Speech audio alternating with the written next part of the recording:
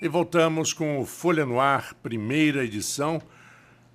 Participação do Arnaldo Neto, do Aloysio Abreu Barbosa e o nosso convidado de hoje, Aristides Sofiati. Vamos voltar ao assunto. E você falava que o que não havia, uma coisa certamente que não havia, era a paixão pela democracia, nem de um lado nem do outro. Exatamente, não havia. Mas eu tenho que levar em conta, nós temos que levar em conta o contexto da época, né? Guerra Fria. Primeiro, Guerra Fria estava bem acentuada ainda. A crise dos mísseis de Cuba era muito recente. A Revolução de Cuba também, bastante recente. Então, isso contribuiu muito para a polarização e para o entendimento de que, de fato, o governo João Goulart estava a caminho de um golpe também, um endurecimento do regime, mas para o lado da esquerda. Então, aí houve essa reação. Quer dizer, eu posso até entender isso de forma explicativa. Tá? Eu posso não justificar, mas eu posso explicar como essas coisas aconteceram. Eu posso explicar até porque os militares, com o apoio de uma parcela da população brasileira, acabaram, né, dando esse golpe de Estado e assumindo o poder, com a promessa de logo devolver o poder aos civis. A promessa era entregar nas eleições de 65, né? E aí se perpetuado por 21 anos. Esqueceram 20 anos, né? Foi entregar só em 85.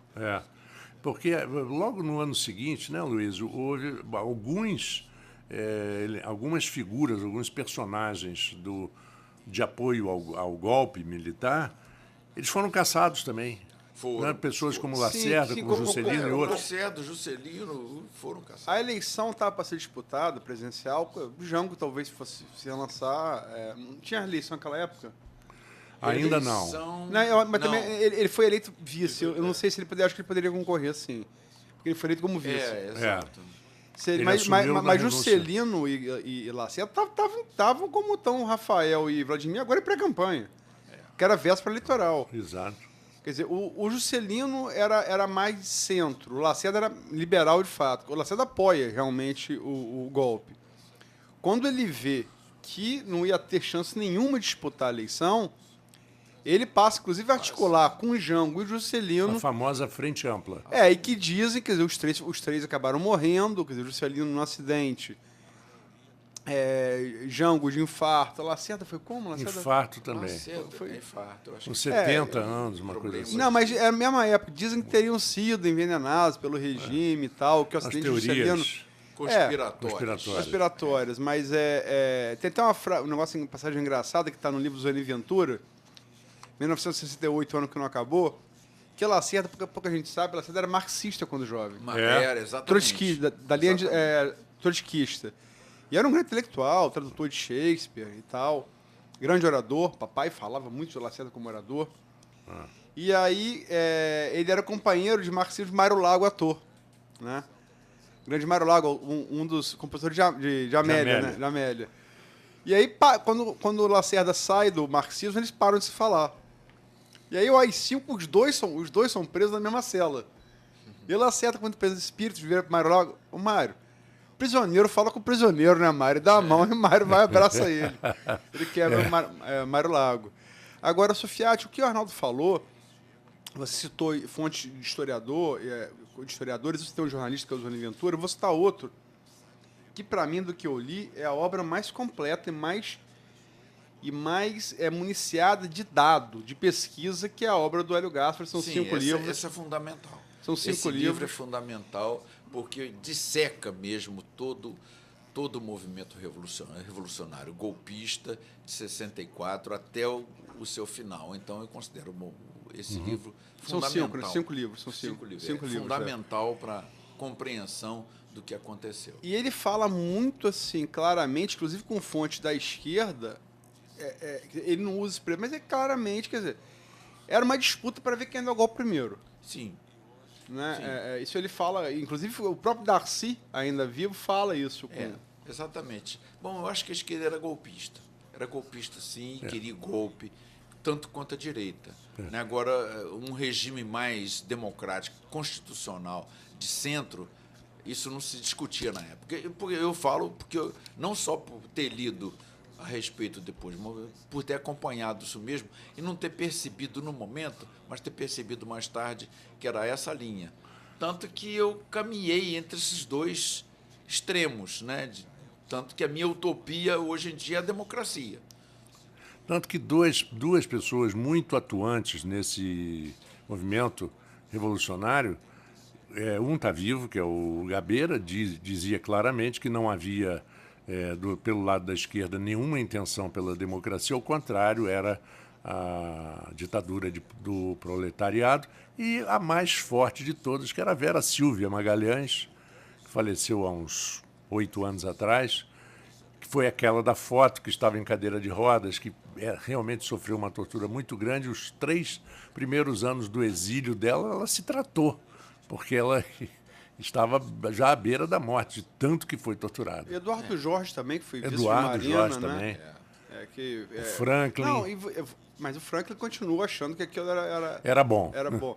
Não, porque você não tem... história, acho que se baseia muito em documento também. Exatamente. Você não tem um documento dos 30 movimentos revolucionários que o Brasil teve, que fale outra coisa senão a instalação de uma ditadura do proletariado aos moldes de Cuba. Uhum. Né? Se bem que o PCdoB queria o modelo albanês. Né? Eu falo da guerrilha do Araguaia. O norte deles era o modelo albanês. A Albânia seria o modelo a ser copiado para o Brasil. Quer dizer, existiam esses modelos, né, que estavam assim, à disposição dos grupos, dos pequenos grupos que queriam fazer um golpe de Estado também pela esquerda. Hoje não existe mais. Hoje fazer, por exemplo, uma tentativa de golpe baseado no modelo chinês. O que é o modelo chinês? Um regime autoritário capitalista. Exatamente. Depende de onde você está na China, né? Se você estiver em Hong Kong ou em Macau. E você sabe agora que foram presos, né? Na Universidade de Pequim tinha um grupo de estudos marxistas que foram presos todos. Porque são subversivos. O Estado chinês prendeu subversivos. O marxismo que vale é o marxismo do governo, né? Do Politburo, né? Que fala... O que é o marxismo? É interpretação. Mas é um modelo... Eu fico com medo, porque a China entrando de big player no mundo, agora teve na Itália... Exatamente. O presidente chinês, como é que é o nome dele? O Xi Jinping. Xi Jinping. Quer dizer, refazer a Rota da Seda que levou Marco Polo lá no século XIII, né? 13 ou 14, Marco Polo. Marco Polo é século XIII. Século XIII, levou ele à China. Ele está refazendo agora pela Itália, quer dizer, tem a rota marítima e a rota terrestre. Quer dizer, vão trazer de novo o macarrão, como o Marco Polo XIII. Mas olha só, Marco, é um modelo que pode ser atraente para determinadas pessoas, porque Sim. É um modelo que economicamente ninguém vai negar, é super exitoso, não tem judiciário, é o Politburo que decide tudo. E altamente, não há liberdades individuais. Eu fico com medo que nesse confronto da China com o Estado... Porque muito também por conta do Trump, o Trump largou, se isolou, esse isolacionismo de Make America Great Again, e esquece o resto do mundo. A Europa está largada, quer dizer, tem presa pela OTAN, que é um tratado militar, e a China avançando pela Europa, comercialmente, logicamente. Mas esse modelo pode passar a ser atraente para muita gente. Esse modelo de negação de liberdade individual, judiciário quase inexistente, o partido decide tudo, só que funciona economicamente, quer dizer... Funciona porque é eficiência, né? O regime garante eficiência econômica. Agora, fica muito evidente, Aloysio, Aristides e Arnaldo, que o sistema chinês é um sistema ditatorial, só que ninguém pode afirmar com certeza se é direita ou esquerda, né? Fica uma coisa entre aqui e ali. Porque tem né? O núcleo comunista lá da Universidade de Pequim, o professor está preso. Eu acho que o comunismo oficial na China é um comunismo pragmático. O Mao Tse-tung, no final da vida, disse, olha, eu cheguei à conclusão que é impossível vencer o comunismo nessa etapa. Então a gente tem que esperar mais. Mas ele já tinha matado muita gente, né? Tanto do lado dele quanto do lado contrário. Na verdade, o modelo chinês hoje, quem inaugurou foi Deng Xiaoping nos anos 80, exato, né? isso. Quer dizer, foi o modelo, o Estado forte, mas abertura para o capitalismo, né? Foi Deng Xiaoping que foi o grande, né? Acho que formulador desse híbrido entre capitalismo e socialismo, né? Agora, é o modelo que nós queremos? Não, claro que não. Acho que o Ocidente, hoje em dia, o Ocidente está no mundo todo. Pelo menos a concepção ocidental, né?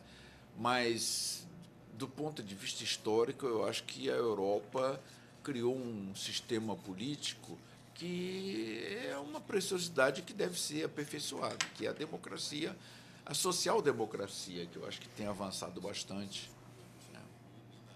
Agora, Sofiati, você, quer dizer, vamos jogar um pouco para a nossa realidade aqui. Como é que você vê, quer dizer, a gente está falando do golpe de 64, como é que você vê essa tentativa do governo federal de tentar mudar a história, de tentar, quer dizer, dar uma de historiador e passar a achar que determinar se uma data pode ser... Quer dizer, voltou agora a falar em comemorar a data nos quartéis, depois mudou o verbo, não é mais comemorar, só lembrar. Quer dizer, e essa coisa de querer reescrever, de certa maneira, essa pretensão de querer reescrever a história de acordo com o seu viés ideológico. A expressão é viés ideológico. Viés ideológico que o Bolsonaro... Eu falo Trump, mas é o ato falho. Quer dizer, então eu reconheço que existe ideologia, né?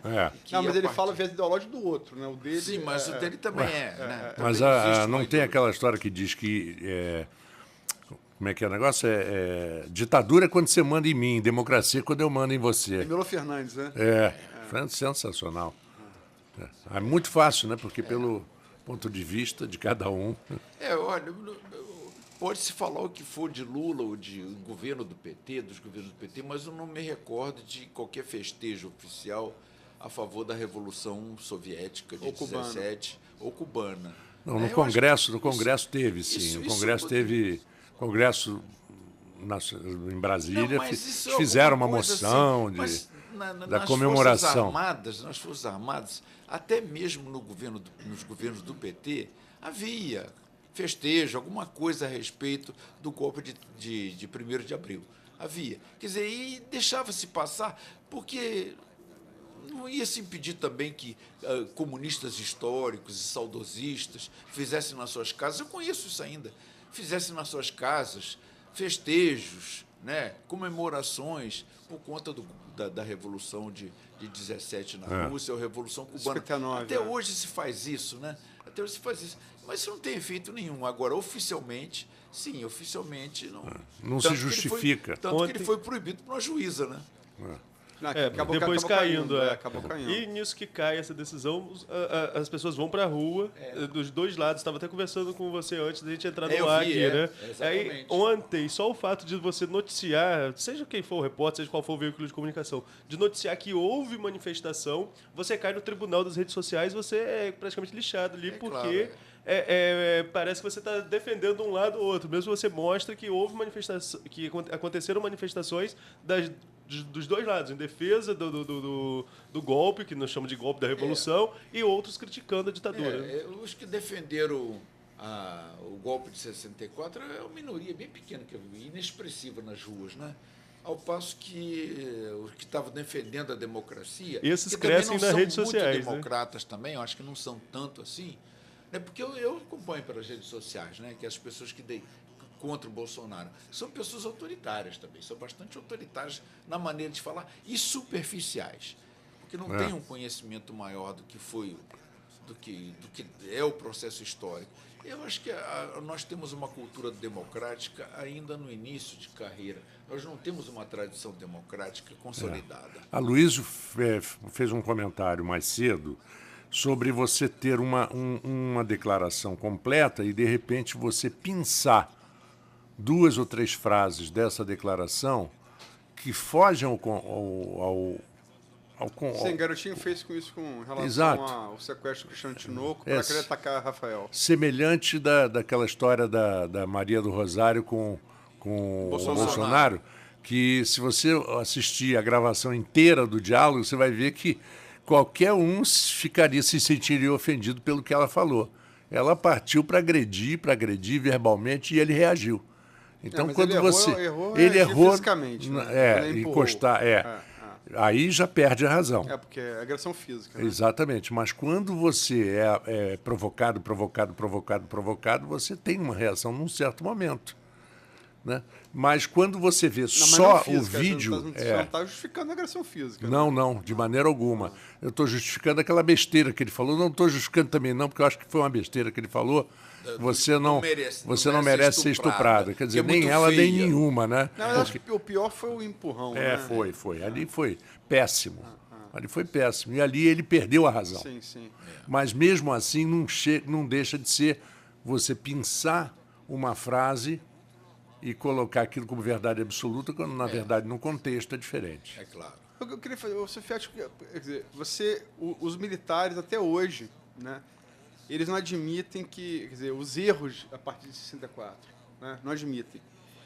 Como os lulopetistas não admitem que houve uma cleptocracia instalada pelo PT no país. Não está na hora dos dois lados, em vez de se atacarem mutuamente, fazerem meia-culpa? Eu acho meia-culpa e fazer uma revisão de todo o processo, né, para verificar mesmo. Isso falta ao PT. E há petistas esclarecidos que propõem isso, que querem isso.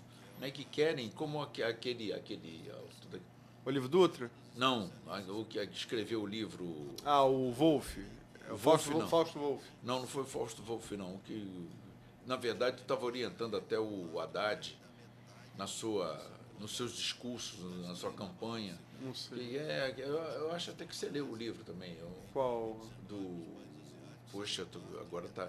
Do Fausto, Rui Fausto. Rui Fausto é um petista bastante crítico que mostra que, de fato, o Lula, nesse momento, está atrapalhando mais do que ajudando o PT. Né? É preciso, de fato, essa coisa de... A gente começa e depois ganha, assim, notoriedade. E acaba uma vaidade tão grande que a gente acha que não tem que sair, não tem que ceder nada, tem que ficar a vida toda ali. Quando, na verdade, é preciso ter a sucessão, é preciso ter a renovação. Né? Gleisi Hoffmann é um quadro extremamente nocivo ao partido. Né? Então, essas pessoas deveriam fazer mais reflexão a respeito do que é a esquerda. Eu acho até que a esquerda deve existir, mas uma esquerda que seja mais reflexiva, que tenha mais visão da realidade, né? E que faça autocrítica. Bom, são 8h01. O Folha no Ar, primeira edição, faz mais um intervalo.